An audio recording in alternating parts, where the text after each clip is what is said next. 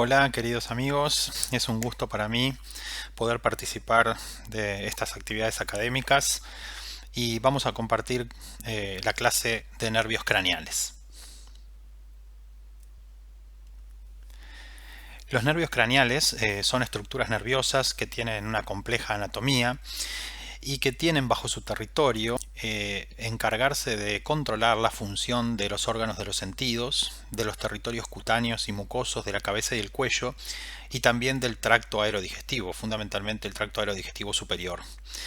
Estas estructuras nerviosas son muy diversas y estas diferencias o esta diversidad está basada en el distinto origen embriológico que ellas poseen. Y además tienen la particularidad de ser troncos nerviosos que tienen un trayecto extenso y muy complejo, donde adquieren variadas relaciones anatómicas y que se puede conceptualmente dividir en un segmento intracraniano, que vamos a denominar cisternal, en un segmento transcraniano, a través de los cuales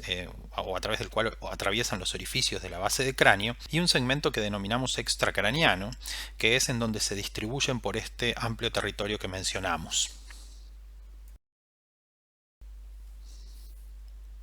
Los objetivos de aprendizaje de esta charla van a ser revisar la anatomía de los nervios craneales, destacando aquellos puntos más relevantes para el diagnóstico por imágenes. Vamos a sistematizar los métodos de estudio en aquellos pacientes que tienen un probable compromiso de los nervios craneales y resaltar cada uno de sus aportes. Y vamos a organizar las principales patologías analizando cuáles son las claves diagnósticas de las entidades más frecuentes y que nos permiten realizar diagnósticos diferenciales. Vamos a comenzar con algunos conceptos anatómicos fundamentales.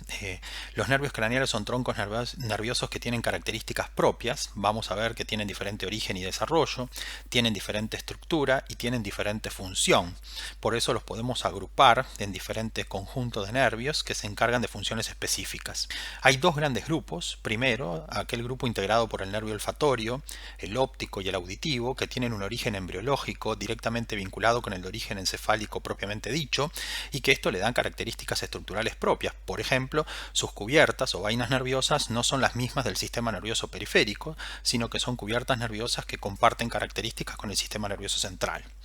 Y después tenemos un segundo grupo, integrado por lo que se llaman los nervios craneales propiamente dichos o verdaderos, que tienen núcleos de origen de relevo en el tronco encefálico y que tienen un trayecto cisternal básicamente en la fosa posterior para después salir del cráneo y dirigirse al territorio de distribución.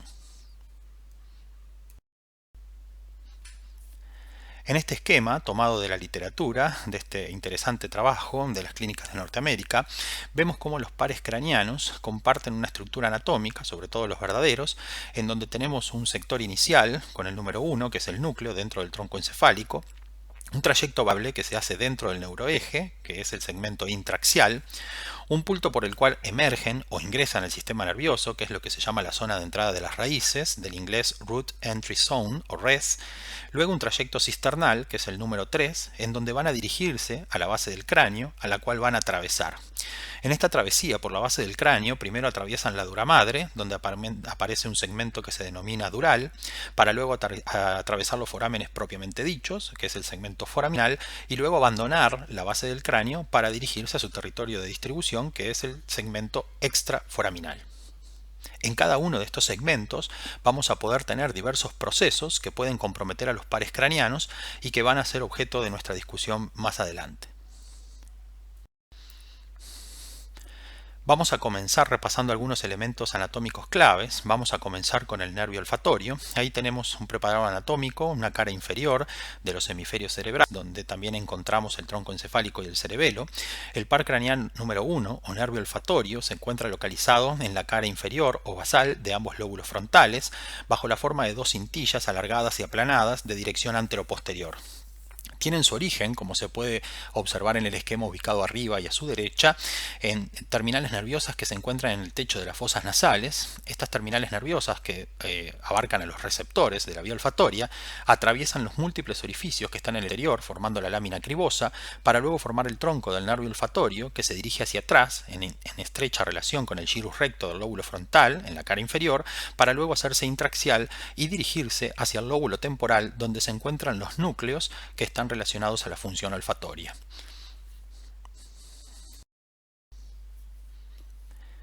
El segundo par craneano es el nervio óptico, que también tiene diferentes segmentos anatómicos. El nervio óptico se origina a nivel de la retina, donde se encuentran receptores de la vía visual. Las prolongaciones nerviosas de estos receptores convergen en una estructura que está en el sector posterior del globo ocular, que es la papila, y a partir de allí se origina el nervio óptico, que va a tener un segmento que se encuentra adentro de la órbita, que se dirige hacia atrás para llegar al orificio de entrada al cráneo, donde vamos a encontrar su segmento intraforaminal, que es el conducto óptico. Como podemos ver en los preparados anatómicos, a través del conducto óptico ingresa al cráneo, va a caer en supracelar y ambos nervios ópticos se van a juntar entre sí para formar una estructura que se llama o que se denomina el quiasma óptico, que luego va a permitir que las fibras nerviosas se dirijan hacia los centros de relevos corticales. El nervio óptico toma relaciones muy importantes en su segmento intraorbitario, donde numerosa y diferente patología puede dar compromiso del mismo, y también en su segmento intracraneano, pero que es mucho más corto que el segmento previamente mencionado.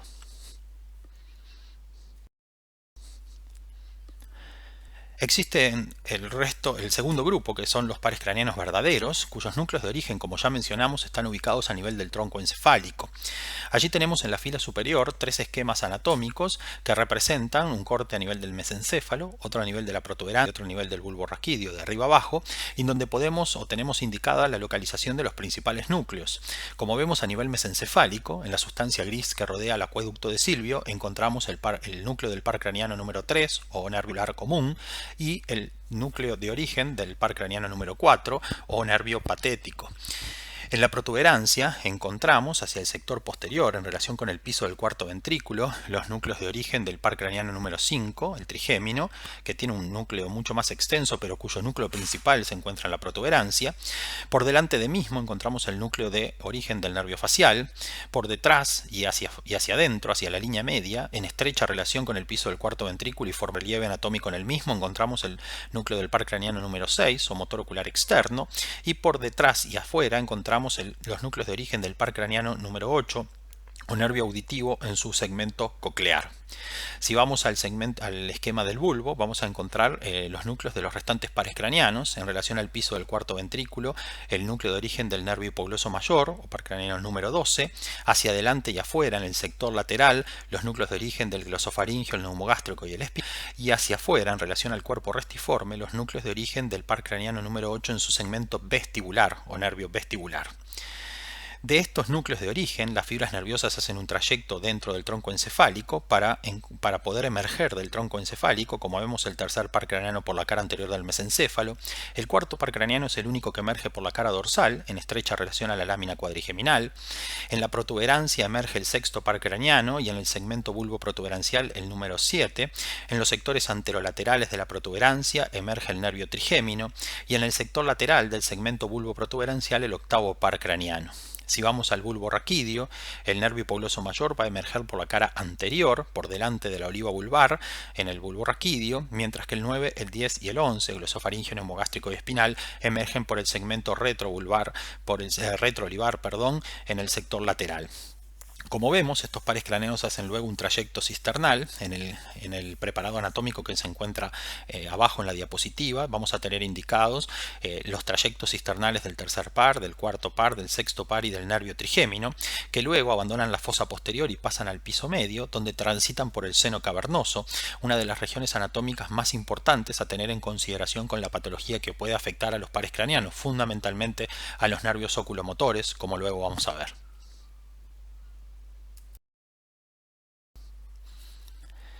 En estos preparados anatómicos podemos ver la emergencia de los pares craneanos restantes, los pares craneanos bajos, el glosofaringio, neumogástrico y espinal, o 9, 10 y 11. Tenemos una vista posterior de un preparado cadavérico, en donde vemos a estos pares craneanos dirigiéndose hacia el foramen yugular, que es el agujero de la base de cráneo que van a atravesar para luego caer en la parte alta de la región yugulocarotidia. El glosofaringio, neumogástrico y espinal, o 9, 10 y 11, se agrupan bajo una denominación que se conoce como pares craneanos mixtos, por por la función que tienen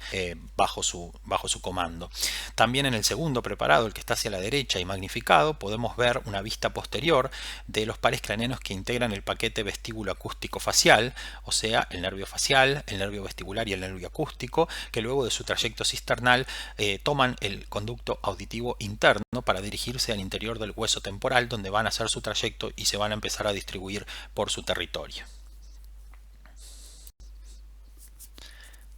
¿Con qué técnicas vamos a estudiar a un paciente que tiene una posible patología de los pares craneanos? El primer concepto y más importante es que debemos contar siempre con estudios de alta resolución. La tomografía computada multidetector tiene sus aportes, ya que nos permite realizar un estudio centrado básicamente en la base de cráneo, en los orificios que atraviesan estos pares craneanos para llegar a su trayecto o para buscar sus núcleos de relevo, y la patología de la base de cráneo puede ser origen, como luego vamos a ver, de diversas neuropatías craneales. Por supuesto que, como en toda la patología del sistema nervioso, la resonancia es el método de elección. Es un estudio que debe ser centrado en el par craneano más importante o en el par craneano en el cual se sospecha la patología. Por eso vamos a los estudios sobre todo en la fosa posterior, y debemos siempre contar con secuencias de alta resolución, volumétricas, tridimensionales, isotrópicas, que nos permiten hacer reconstrucciones multiplanares. Podemos utilizar secuencias potenciadas en T1, secuencias gradientes, como las secuencias SPGR, MPRAGE o Barabo, dependiendo de la marca comercial con la que uno trabaje, y también secuencias potenciadas en T2 con efecto cisternográfico, como la secuencia SIS, Space, Fiesta, Cube o Balance, dependiendo del equipamiento con el que contemos.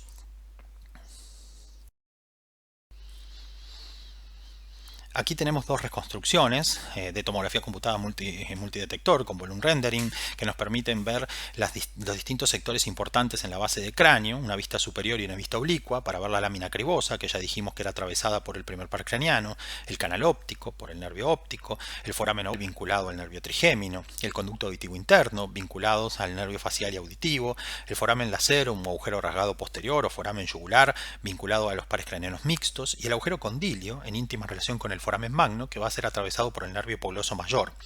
En la vista oblicua podemos ver otro orificio que es muy importante, que es la fisura orbitaria superior, que es el orificio atravesado por los pares craneos oculomotores, el motor ocular común o tercer par, el patético o cuarto par y el motor ocular externo o sexto par, para ingresar a la órbita y llegar a su territorio de distribución.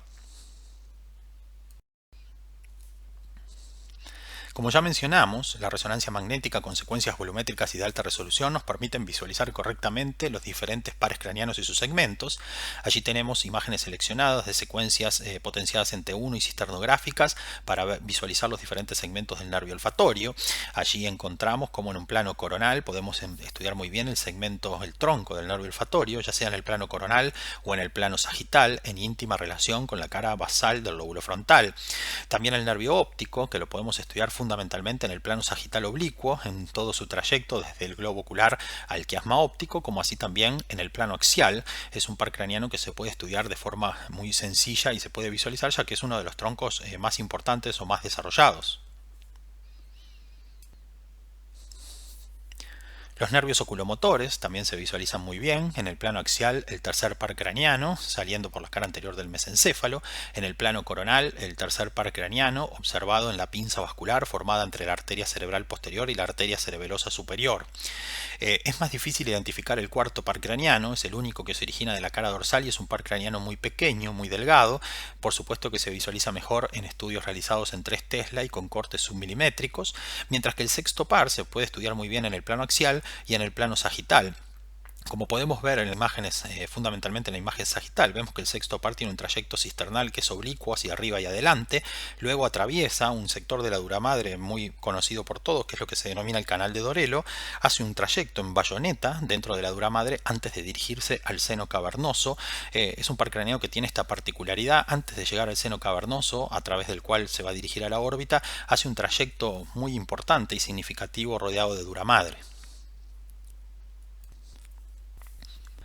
El nervio trigeno es otro de los nervios que podemos visualizar de forma muy correcta, tanto en el plano axial como en el plano sagital. Vemos allí las secuencias cisternográficas, como nos muestran muy bien el punto de entrada de las raíces al tronco encefálico. El segmento cisternal llega al bund de Meckel, donde encontramos el ganglio de Gasser, que es una estructura muy importante en el relevo anatómico y funcional de este tronco, y para luego dividirse en sus 3 ramas terminales que van a atravesar los orificios de la base de cráneo para dirigirse a su amplio territorio de distión.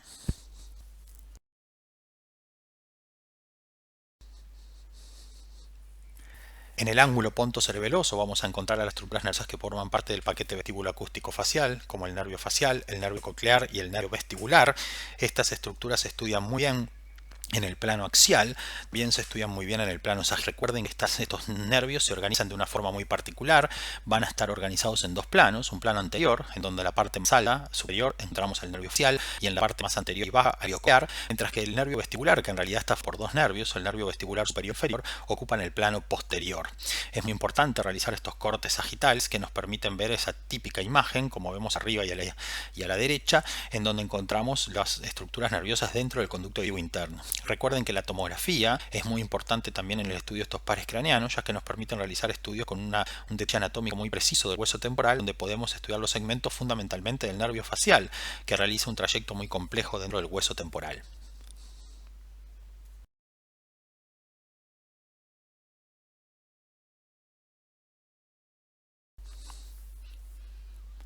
Finalmente, los pares craneanos mixtos y el nervio hipogloso también se visualizan muy bien con secuencias cisternográficas en el plano axial, tanto el 9, 10 y 11 como el nervio hipogloso mayor, buscando sus orificios para emerger del cráneo, y a veces debemos recurrir a reprocesamientos oblicuos para poder encontrar o visualizar de forma correcta a estos nervios craneales en su trayecto anatómico habitual. La patología que puede afectar a los pares craneanos es muy diversa y vamos a centrarnos en aquellas más frecuentes o que tienen más relevancia en la clínica o en la práctica clínica diaria. Dentro de estos procesos pueden aparecer enfermedades que comprometen de forma aislada a los pares craneanos o puede haber una multineuropatía de los pares craneanos. Pueden también clasificarse en neuropatías reversibles o irreversibles, como así también pueden dividirse en procesos primarios o compromisos secundarios del par craneano. Creo que esta última forma de dividir las patologías es la más didáctica y la que nos va a permitir conceptualizar mejor cuáles son los procesos más importantes. ¿Cuáles son aquellos procesos que se originan de forma primaria en el nervio craneal? Bueno, estos pueden estar ubicados en los núcleos de origen, en el propio tronco nervioso, o sea, en las fibras nerviosas, o en la vaina del nervio y los diferentes componentes de la misma. En cambio, los procesos que comprometen de forma secundaria a los nervios craneales son procesos habitualmente de topografía extraxial dentro del cráneo que van a comprimir o a desplazar a los nervios craneales, alteraciones meningias, inflamatorias o tumorales, y también algunas situaciones que se producen por las relaciones anatómicas que toman los nervios y que dan origen a lo que se denominan los conflictos neurovasculares. Vamos a comenzar a ver ejemplos de estos procesos y vamos a empezar por las enfermedades primarias, o sea, aquellos procesos o patologías originadas en las estructuras del nervio craneal, o sea, procesos intrínsecos del nervio craneal. El origen de estos procesos, como ya dijimos, puede estar en el núcleo, en las fibras o en las cubiertas del nervio, y las causas son muy diversas, desde alteraciones congénitas, vasculares, inflamatorias, infecciosas o neoplásicas.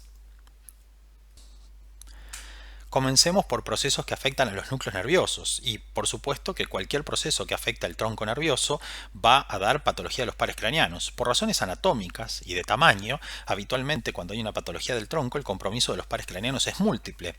Si bien en algunos casos puede haber compromiso aislados de ellos. Dependiendo del nivel del tronco encefálico que está comprometido, va a ser la neuropatía craneal que se presente. ¿Cuáles son las causas más frecuentes que afectan a los núcleos de los pares craneanos? Las enfermedades desmielinizantes, las placas de esclerosis múltiple, procesos vasculares como focos de isquemia o malformaciones como angiomas cavernosos y por supuesto tumores que afectan al tronco encefálico.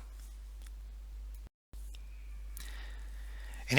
este primer ejemplo encontramos dos pacientes, uno en las imágenes superiores y las otras inferiores, que tienen las imágenes típicas de desmielinización que se ven en pacientes con esclerosis múltiple. Este paciente se presentó con una neuralgia trigeminal y en la secuencia FLAIR vemos la presencia de múltiples imágenes supratentoriales y encontramos en secuencia FLAIR, en difusión y en T1 con contraste, la presencia de una placa de desmielinización ubicada estratégicamente en la intersección entre la averancia y el pedúnculo cerebeloso medio, sector en donde se encuentra el núcleo y el trayecto intraaxial del nervio trigémino, que era lo que explicaba la patología o la forma de presentación en este paciente.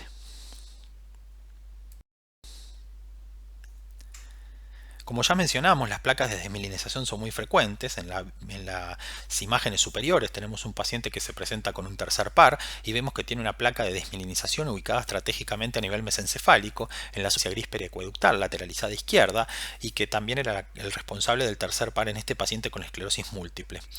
En el caso de la patología vascular, que era otra de las patologías frecuentes, si bien es excepcional que tengamos focos pequeños y que solamente comprometan un par craneano, puede haber alguna circunstancia, como los dos ejemplos que tenemos en la fila inferior en secuencias de difusión, en donde, como ustedes ven, el foco de restricción es pequeño y se ubica en un caso a nivel mesencefálico y en el otro caso a nivel del piso del cuarto ventrículo en pacientes que se presentaron con tercer par y sin instalación brusca y cuya causa fue el compromiso isquémico en la localización habitual de los núcleos de origen de estos pares craneanos. Otra de las causas que mencionamos y que frecuentemente pueden dar neuropatías, como en estos tres pacientes, uno con tercer par, uno con sexto par y uno con una neuralgia trigeminal del lado derecho, eran las malformaciones vasculares. En estos casos vemos que el responsable de esta neuropatía craneal eran angiomas cavernosos, en estos casos no complicados o que no tenían complicaciones hemorrágicas. El típico aspecto de los angiomas cavernosos, recuerden que el tronco encefálico es una localización relativamente frecuente de este tipo de malformación vascular y que pueden presentarse o no con complicaciones. Es muy sencillo realizar el diagnóstico por el aspecto típico con el patrón clásico en T1 de palomita de maíz y la presencia de restos de hemosiderina en secuencias de eco de gradiente o secuencias de susceptibilidad. Habitualmente son lesiones que no presentan realce con el contraste, pero como vemos en el caso del medio, en la secuencia Spineco T1 con gadoliño, encontramos realce asociado de un angioma venoso que, como ustedes saben, es una anomalía del desarrollo del sistema venoso que frecuentemente está asociada a los angiomas cavernosos. Por último, otra patología que mencionamos que puede afectar a los núcleos son los tumores de tronco encefálico. Allí tenemos dos casos, dos pacientes en la edad pediátrica, el de arriba con un glioma difuso de línea media, lo que antiguamente eran gliomas fibrilares, grado 2 de la clasificación de la OMS, que por la ubicación y por el compromiso pueden dar habitualmente el toque de múltiples nervios craneales. En el caso que está en la fila inferior es un glioma tectal, también es una variante de astrocitoma, pero que por su ubicación en relación a la lámina cuadrigeminal puede dar afectación oculomotora, que puede ser bastante característica o puede ser la expresión de un tumor de tronco en pacientes en la edad pediátrica.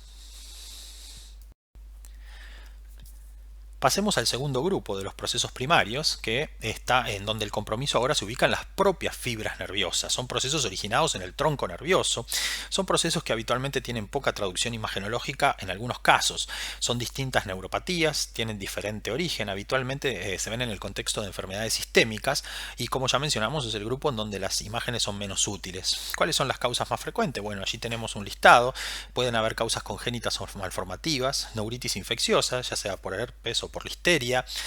patología inflamatoria como la sarcoidosis o la enfermedad de Behçet, neuropatías desmielinizantes como la diabetes, el Guillain-Barré, también la esclerosis múltiple y procesos vasculares como la isquemia. Veamos algunos casos de estos grupos de patologías.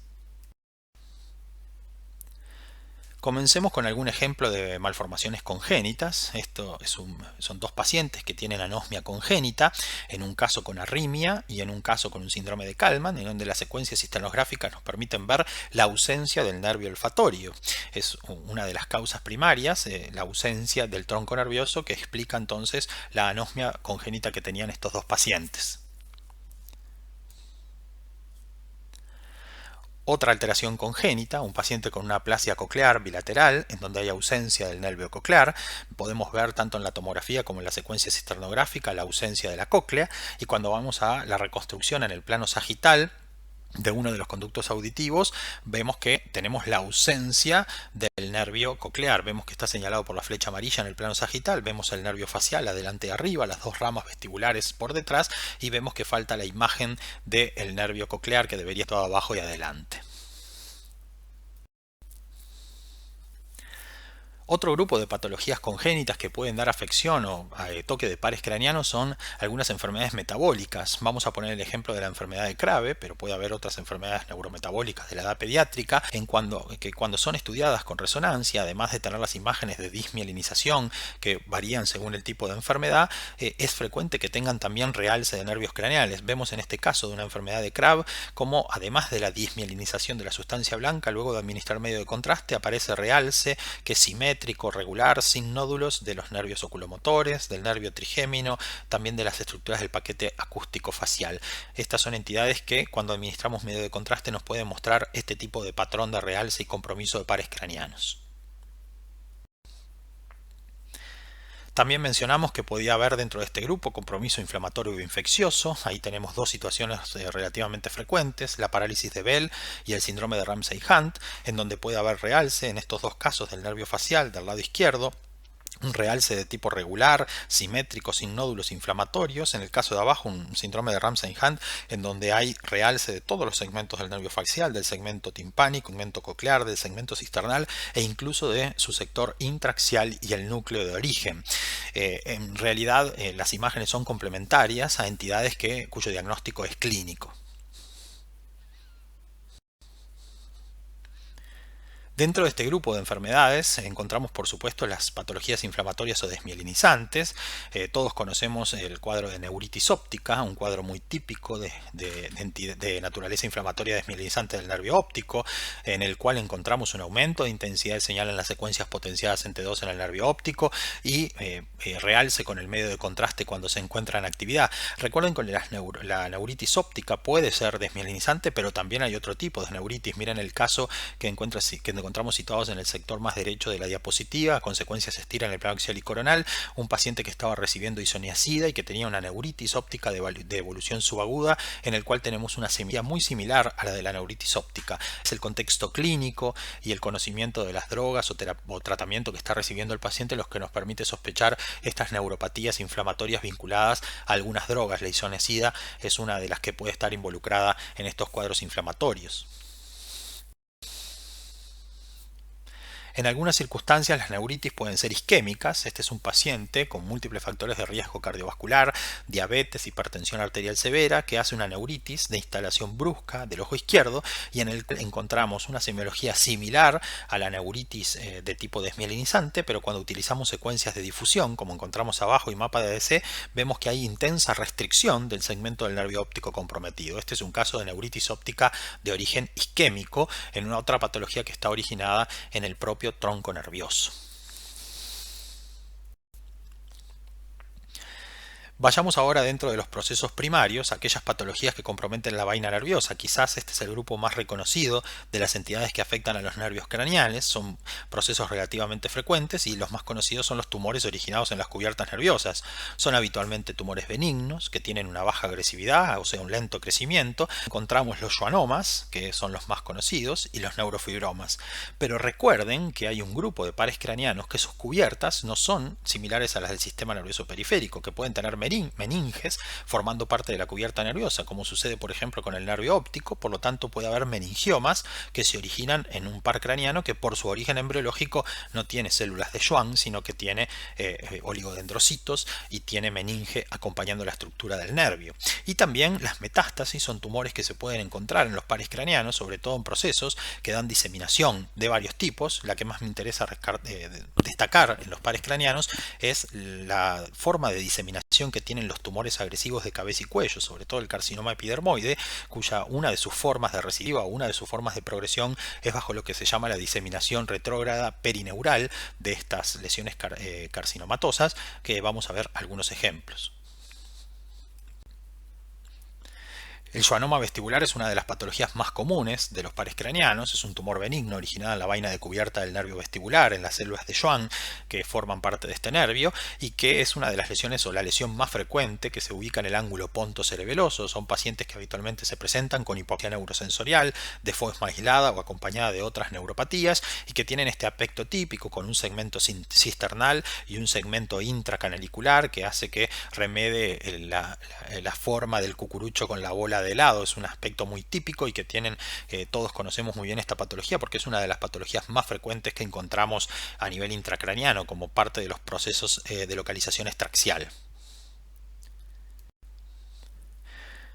Hay que recordar que en algunos casos hay pacientes que tienen schwannomas bilaterales, como en este caso. Es una patología muy florida, y recuerden que cuando encontramos schwannomas vestibulares bilaterales podemos inferir o ya sabemos que el paciente es portador de una neurofibromatosis tipo 2, cuya forma de presentación es muy común con meningiomas múltiples y schwannomas vestibulares bilaterales. Si bien los schwannomas vestibulares son por lejos los más frecuentes, puede haber situaciones en las cuales el par craneano comprometido no sea el nervio vestibular, sino que sea el nervio facial. Ahí tenemos un ejemplo de un paciente con una parálisis facial periférica del lado derecho de instalación progresiva y que tiene un tumor que remeda por su forma, sobre todo la extensión hacia la región timpánica y hacia la región coclear. Podemos inferir que, y por la clínica, de que es un tumor de vaina nerviosa del nervio facial. Este es un segundo caso con un schwannoma de la porción mastoidea del nervio facial del lado izquierdo. Comparen arriba en tomografía como del lado derecho, señalado con el color naranja, la porción descendente o mastoidea del nervio facial tiene esas características y existe una simetría con un aumento de tamaño del conducto del nervio facial del lado izquierdo que se correlaciona en resonancia con la presencia de una imagen y espontáneamente hiperintensa ante 2 y con realce con el medio de contraste ante 1. La cirugía confirmó que se trataba de un schwannoma nervio facial.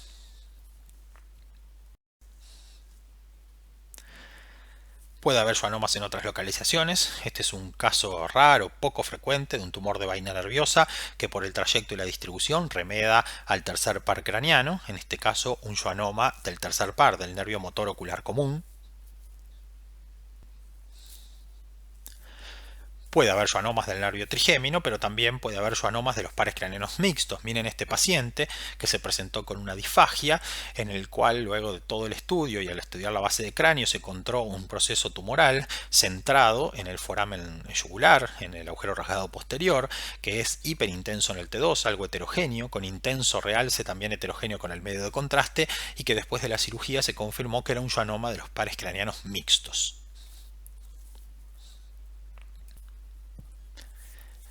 Si bien los schwannomas son los tumores de vaina nerviosa más común, recuerden que hay algunos pares craneanos que por sus características particulares pueden tener tumores originados en la vaina nerviosa, pero que anatomopatológicamente correspondan a variedad. En este caso tenemos un tumor que está originado en la vaina del nervio óptico y que tiene las características descritas habitualmente como vinculadas a un meningioma del nervio óptico. Recuerden que las cubiertas del nervio óptico son cubiertas meningias que se prolongan desde el encéfalo, incluso hay espacio subaracnoideo rodeando el nervio óptico propiamente dicho, y por lo tanto un tumor originado en esta vaina puede ser un meningioma. Un segundo ejemplo de un meningioma del nervio óptico con las calcificaciones que se describían clásicamente en la literatura, calcificaciones gruesas de disposición anteroposterior y paralela o calcificaciones en vía de tren, que es una de las descripciones clásicas de este tipo de tumor que están vinculados a las cubiertas del nervio óptico. Otro de los procesos que habitualmente está vinculado al nervio óptico son los gliomas. Recuerden que el tronco nervioso está formado básicamente por oligodendrocitos y también por astrocitos. En los pacientes con neurofibromatosis aparecen este tipo de tumor, como se ve en este caso, que engruesan a los troncos nerviosos, que pueden tener realce de intensidad variable y que son gliomas originados en el propio nervio, vinculados sobre todo a la enfermedad de von Recklinghausen o neurofibromatosis tipo 1.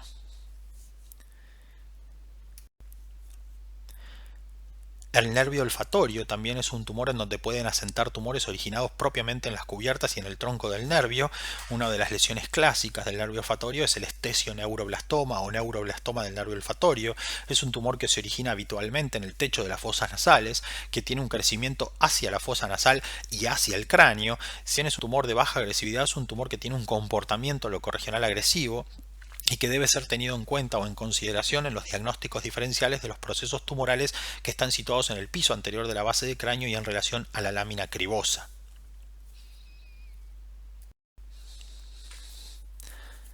Como mencionamos, y para terminar este grupo de patologías, pueden haber también procesos tumorales originados en la vaina del nervio, pero que estén dados por el compromiso secundario del tronco nervioso. Así puede haber compromiso metastásico de los nervios, como puede verse en tumores primarios del sistema nervioso central, como el meduloblastoma o el ependimoma, que tienen diseminación subaracnoidea y el tumor se puede depositar sobre los pares craneanos, pero me interesa destacar particularmente la forma de diseminación que tienen los tumores agresivos de cabeza y cuello, que diseminación diseminación retrógrada perineural. El proceso tumoral, originado en los territorios de la cabeza y cuello, puede recidivar o ganar los troncos nerviosos que se distribuyen e ir progresando hacia el sistema nervioso. Tenemos este primer caso de un paciente con un carcinoma del seno maxilar del lado izquierdo que comenzó con un proceso, con una neuralgia en la evolución, y vemos que en la tomografía ya hay un compromiso extra e intracraniano a través del foramen oval, como se ve muy bien en el corte coronal, y luego en la resonancia se ve el engrosamiento del nervio trigémino del lado izquierdo, tanto en su segmento intracavernoso como en su segmento cisternal,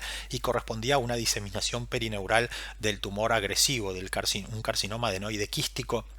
ubicado en el seno maxilar del lado izquierdo.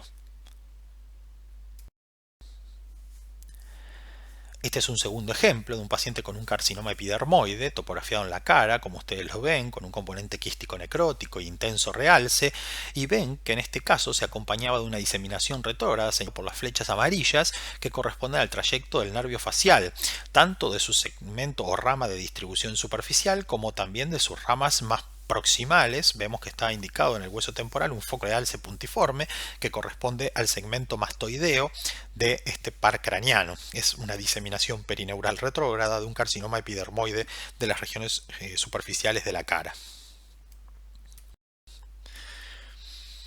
También mencionamos que hay tumores primarios o tumores externos al sistema nervioso que pueden tener una forma de diseminación. Esta es una paciente con un cáncer de mama que tuvo una diseminación leptomeningia, y vemos cómo aparecen múltiples focos de realce, no solamente intraxiales, sino además focos de realce, por ejemplo, que siguen a los paquetes acústicos faciales, a los tercer par craneanos y a ambos nervios trigéminos. Eso es una carcinomatosis leptomeningia que puede dar focos de realce en los pares craneanos.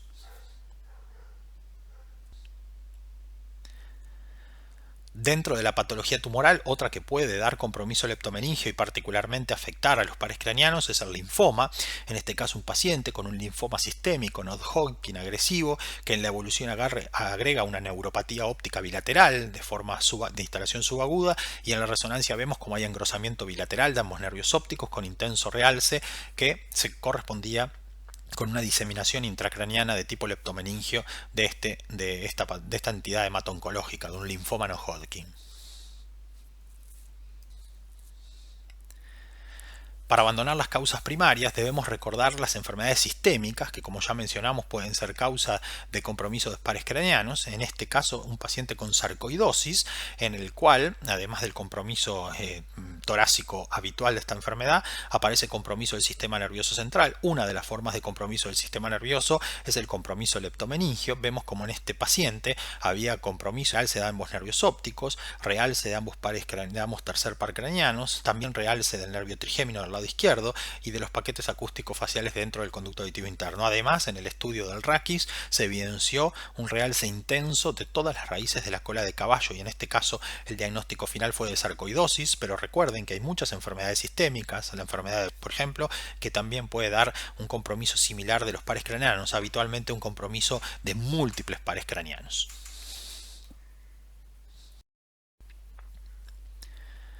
Pasemos ahora a los procesos secundarios. Recuerden que los procesos secundarios son patologías que se originan en las estructuras vecinas, en las regiones anatómicas que los pares craneanos van atravesando y que comprometen al nervio craneano habitualmente por compresión y desplazamiento del mismo. Por eso hablamos que son procesos extrínsecos o que se originan en estructuras anatómicas que no forman parte del propio tronco nervioso.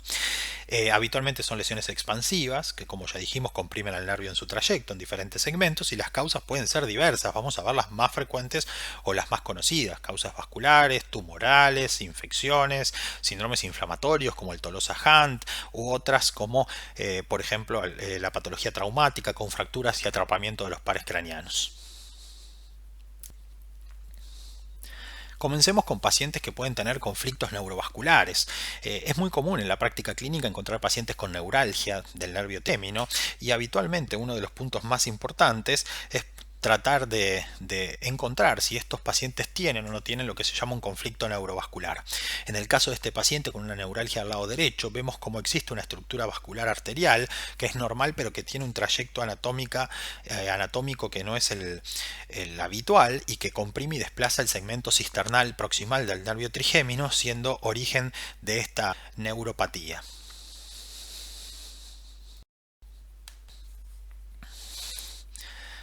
Este es otro caso de un paciente con conflicto neurovascular, de dos pacientes con conflicto neurovascular, pero que se presentaron con sexto par, en donde vemos claramente que el trayecto sinuoso del tronco basilar hace que el mismo se desplace lateralmente y que comprime y desplace al motor ocular al sexto par del lado correspondiente. Es importante que cuando uno analiza un posible conflicto neurovascular, es que haya no solamente contacto de la estructura vascular con el nervio, sino desplazamiento o pérdida de la angulación o trayecto normal del mismo. Como ustedes saben, pueden existir variantes anatómicas de estructuras vasculares que hagan un trayecto no habitual y que tomen una relación anatómica con el nervio, pero pueden no producir sintomatología. De hecho, en la población normal es frecuente encontrar contactos neurovasculares, diferentes cuando uno encuentra conflictos neurovasculares en donde la estructura vascular efectivamente desplaza o altera el trayecto normal de la neuropatía del nervio en cuestión y que genera una neuropatía o que es concordante con la neuropatía que el paciente presenta. Otro de los cuadros que pueden estar generados por un conflicto neurovascular es el espasmo hemifacial. En este caso vemos también el tronco basilar desplazado lateralmente, en el caso de arriba hacia a la derecha y en el caso de abajo hacia la izquierda, y que hacen que la estructura vascular comprime y desplace al plano anterior, a las estructuras que están más anteriores en el paquete vestibuloacústico facial, en este caso produciendo un espasmo hemifacial del lado derecho o del lado izquierdo.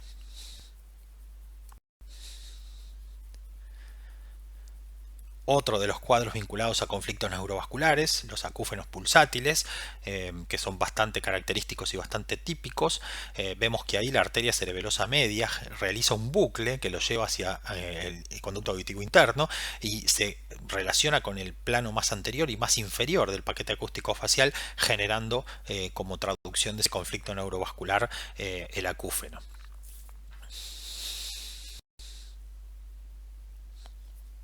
Otros ejemplos de conflictos neurovasculares solamente vinculados a trayectos no habituales de estructuras vasculares, ya sea el tronco basilar o las arterias cerebelosas, un paciente con una disfagia oscilante que variaba, aparecía por momentos, todo el estudio del tracto aerodigestivo fue normal y bueno, una de las causas, ahí vemos el tronco basilar, sinuoso, algo dilatado, desplazado hacia la izquierda y vemos cómo modifica o altera la anatomía normal del bulbo raquídeo y de los plenos mixtos, que allí lo vemos muy bien en la secuencia citernográfica, cómo genera una distorsión y una alteración del trayecto y ángulo normal que tienen estos nervios en su trayecto hacia el foramen yugular.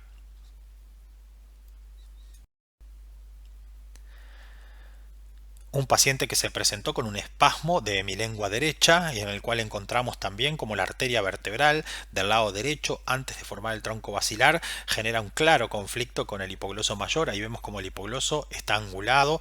tiene una alteración de su trayecto normal y que esta alteración está dada por el conflicto que establece junto con la arteria vertebral.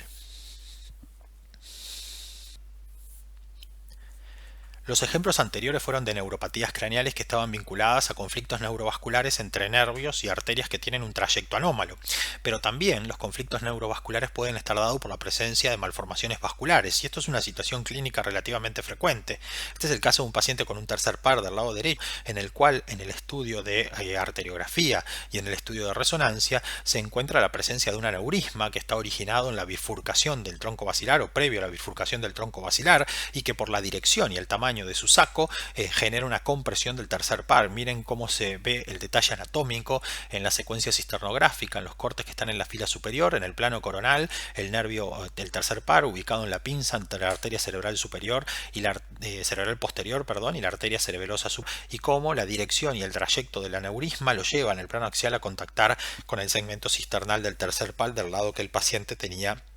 la neuropatía.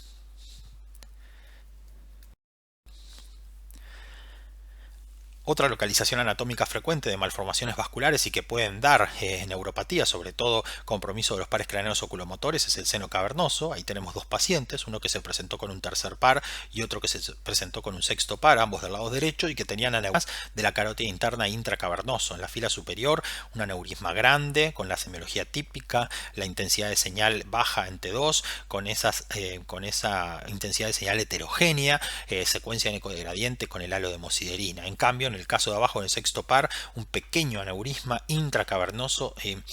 totalmente intracavernoso y pequeño que daba un sexto par. Recuerden que en el seno cavernoso el tercer par, el cuarto par van por la pared externa, mientras que el sexto par es el único par craneano que va dentro del cavernoso y pegado, íntimamente relacionado a la arteria carótida interna, y un aneurisma de dicho nivel puede ser causa de un sexto par.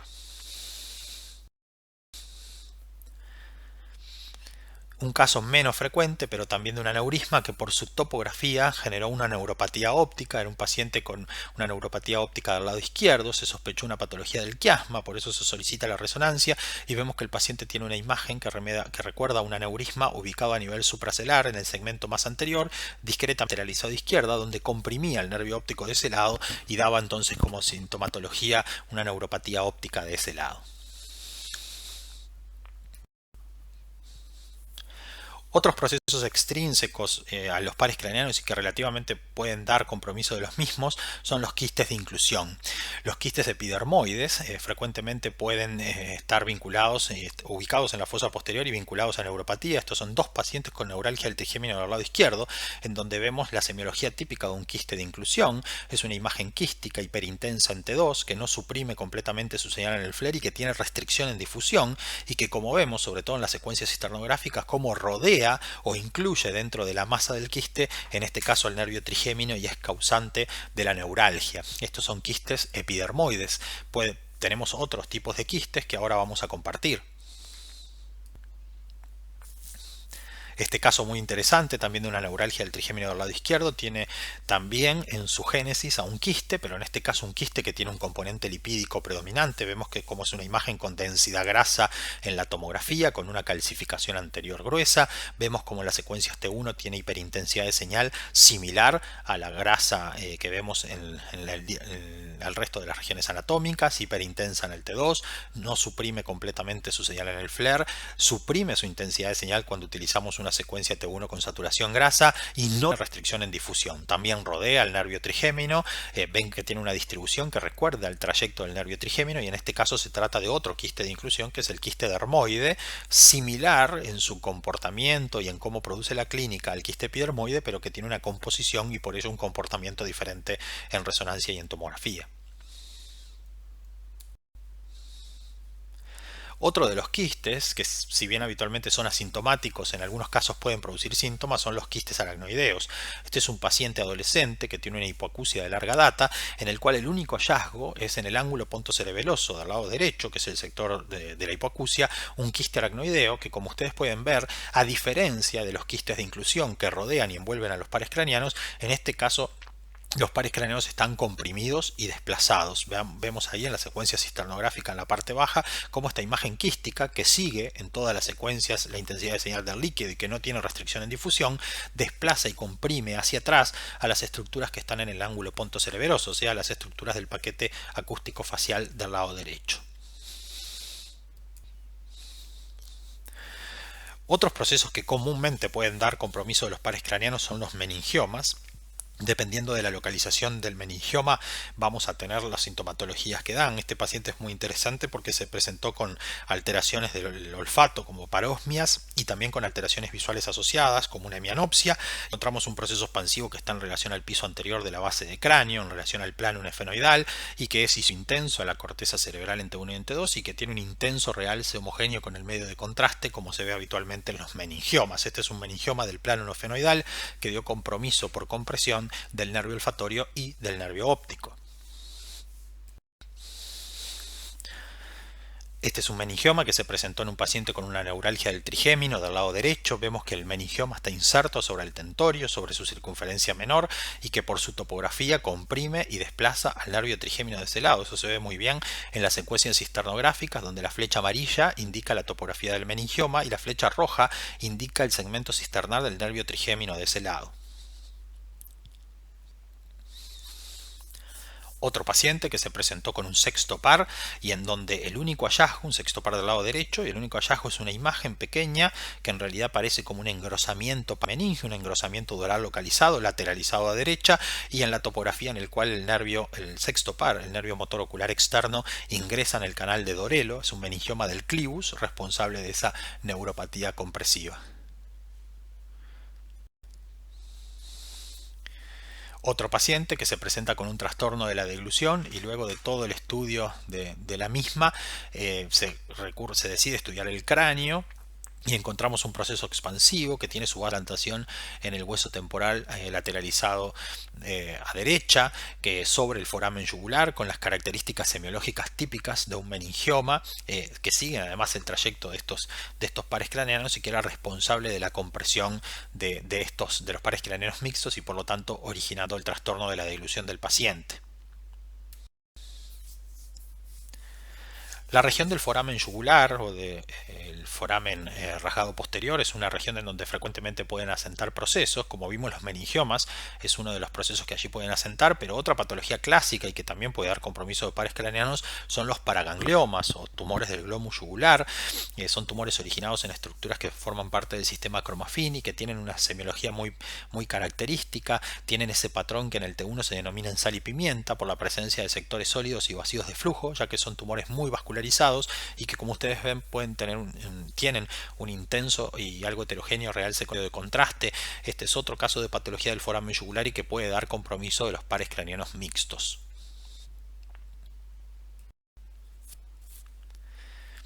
La parálisis del nervio facial es una neuropatía muy común. En este caso es un paciente con una parálisis facial del lado derecho. Son dos pacientes en las cuales encontramos en la tomografía realizada del hueso temporal una remodelación tanto de la mastoides como del oído medio, con un proceso de partes blandas que está asociado a esta remodelación y que es un colesteatoma. Recuerden que el colesteatoma es un proceso pseudotumoral que crece de forma invasiva y que remodela el hueso temporal, y que dentro de sus complicaciones está la invasión del nervio facial en su trayecto intratemporal. Como ustedes pueden ver, en estos dos casos hay invasión y compromiso de los segmentos timpánicos del nervio facial de ambos pacientes y que era responsable de esta parálisis facial.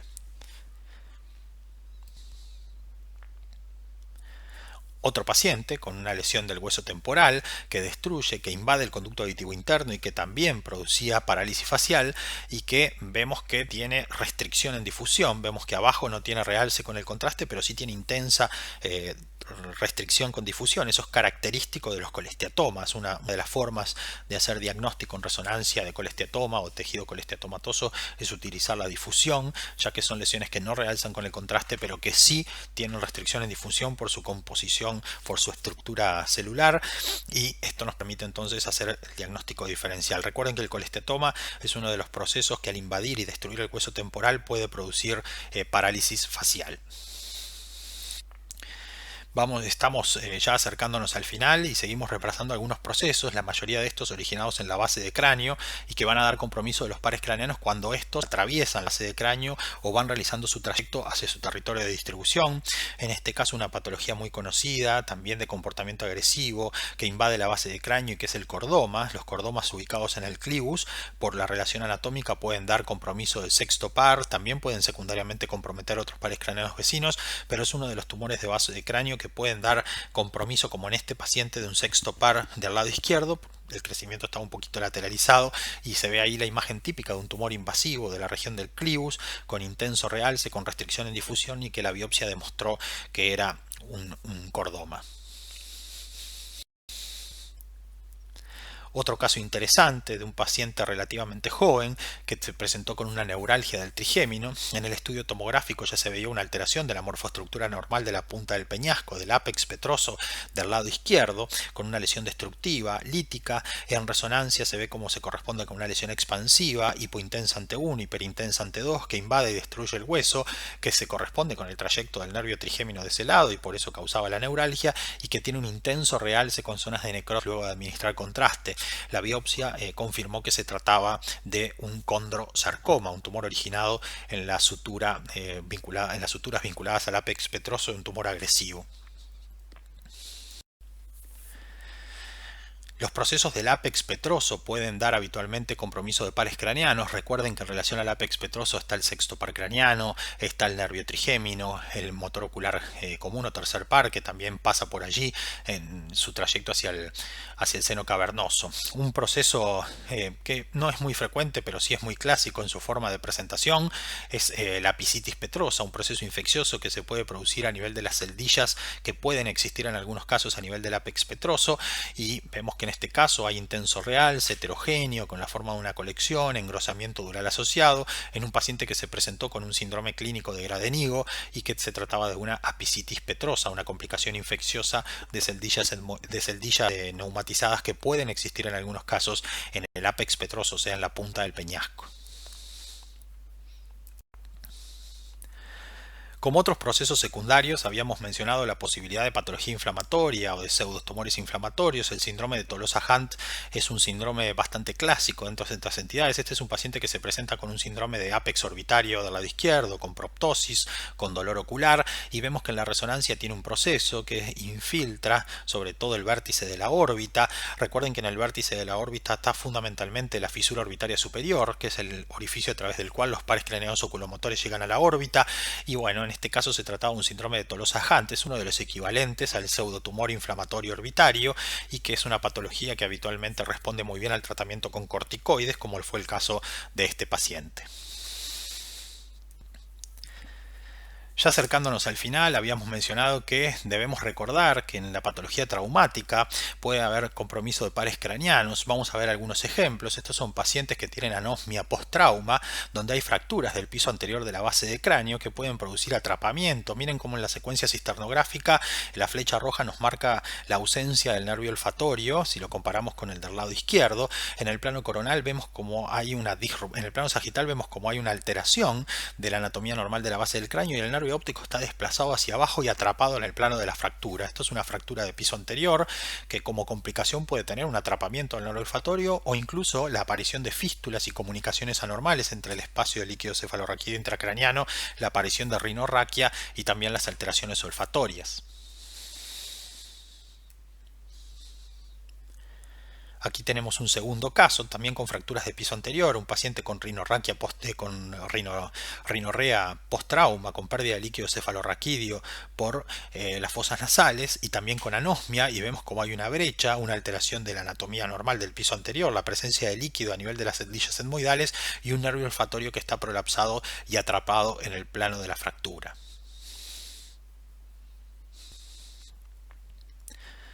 Otro hueso en el que normalmente puede haber compromiso traumático y que la fractura puede dar origen a una neuropatía de par craneano son las fracturas del hueso temporal. En pacientes con trauma, estos son pacientes que tienen diferentes tipos de fracturas del hueso temporal, son fracturas habitualmente complejas, de dirección oblicua y que pasan o involucran en algún punto de su trayecto a los segmentos del nervio facial que atraviesan el hueso temporal. Recuerden que una de las secuelas post-trauma puede ser la parálisis facial postraumática y esta parálisis facial puede estar vinculada a fracturas del hueso temporal y estas fracturas al pasar en los segmentos intratemporales del nervio facial pueden dar compromiso del mismo y ser responsables de esta neuropatía. Bueno, para terminar entonces, algunos conceptos finales a compartir. Recuerden que los pares craneanos son un conjunto de nervios que son muy diversos, que tienen origen embriológico diferente y que tienen una compleja estructura anatómica, con núcleos de origen, con trayectos cisternales, con orificios de la base de cráneo que atraviesan y un amplio territorio de distribución. Este trayecto desde su origen hasta su territorio es muy largo y hay muchísimos procesos patológicos, vimos algunos de ellos que pueden comprometerlo. Recuerden que podemos sistematizar a los procesos que comprometen a los nervios craneanos como procesos primarios o secundarios. Dentro de los procesos primarios están los originados en sus núcleos, los procesos que afectan a las fibras nerviosas o aquellas originadas en las vainas de cubierta, y recuerden que dentro de los procesos secundarios hay procesos de vecindad que comprimen y desplazan a los pares craneanos y que pueden ser origen de esta patología. Creo que es muy importante recordar la anatomía de los pares craneanos, dónde se ubican sus núcleos, cuál es su trayecto, el orificio y el territorio de distribución para poder entonces sistematizar los distintos procesos patológicos que pueden comprometerlos.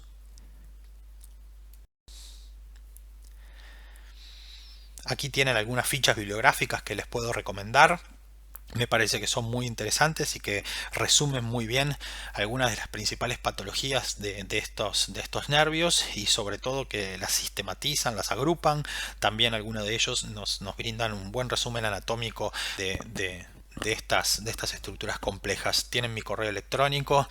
por lo tanto nos podemos comunicar y por supuesto que quedo a las órdenes para evacuar dudas o para algunos comentarios. Agradezco muchísimo esta invitación y es para mí un gusto, como siempre, poder compartir algo de nuestra experiencia con ustedes. Muchas gracias y un fuerte abrazo para todos.